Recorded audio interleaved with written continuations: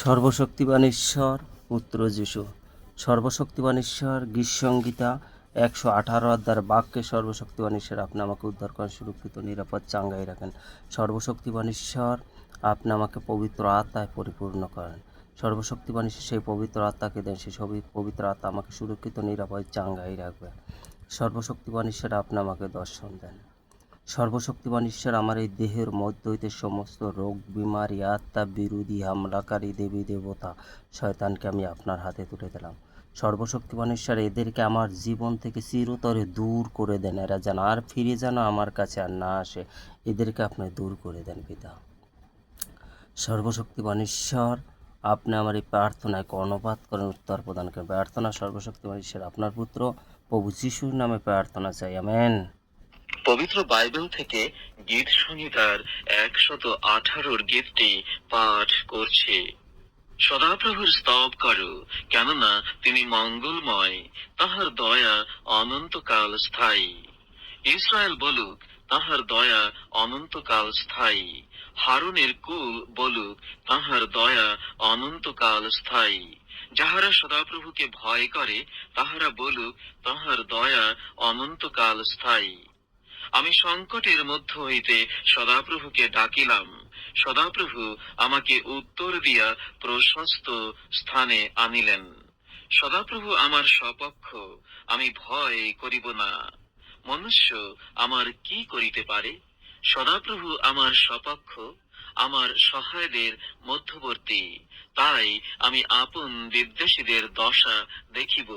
মনুষ্যে নির্ভর করণাপেক্ষা সদাপ্রভুর শরণ লওয়া উত্তম।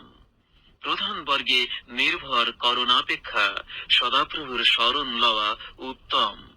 সমুদায় জাতি আমাকে ঘেরিয়াছে, সদাপ্রভুর নামে আমি তাহাদিগকে উচ্ছেদ করিব।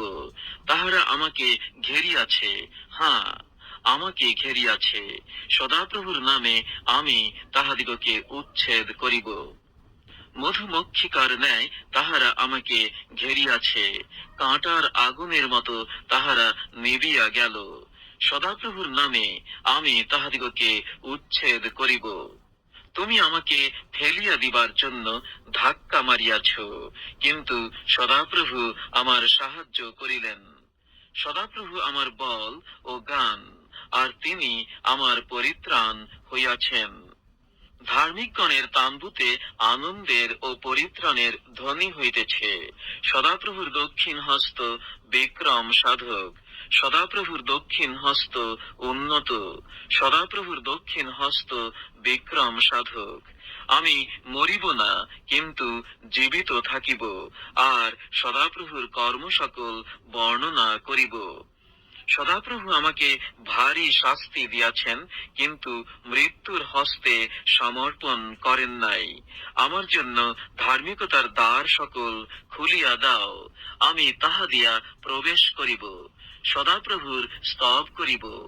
এই তো সদাপ্রভুর দ্বার, ইহা দিয়া ধার্মিকগণ প্রবেশ করে।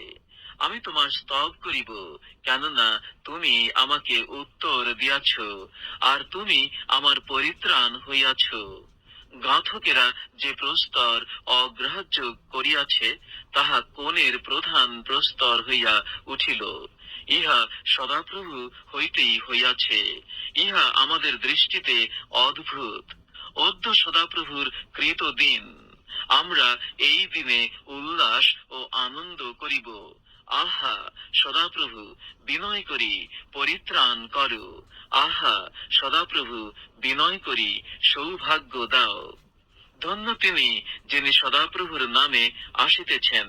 আমরা সদাপ্রভুর গৃহ হইতে তোমাদিগকে ধন্যবাদ করি। সদাপ্রভুই ঈশ্বর, তিনি আমাদিগকে দীপ্তি দিয়াছেন। তোমরা রজ্জু দ্বারা উৎসবের বলি বেদীর শৃঙ্গে বাঁধো। তুমি আমার ঈশ্বর, আমি তোমার স্তব করিব। তুমি আমার ঈশ্বর, আমি তোমার প্রতিষ্ঠা করিব। তোমরা সদাপ্রভুর স্তব করো, কেননা তিনি মঙ্গলময়, তাহার দয়া অনন্তকাল স্থায়ী। Amen, amen, amen, amen, amen.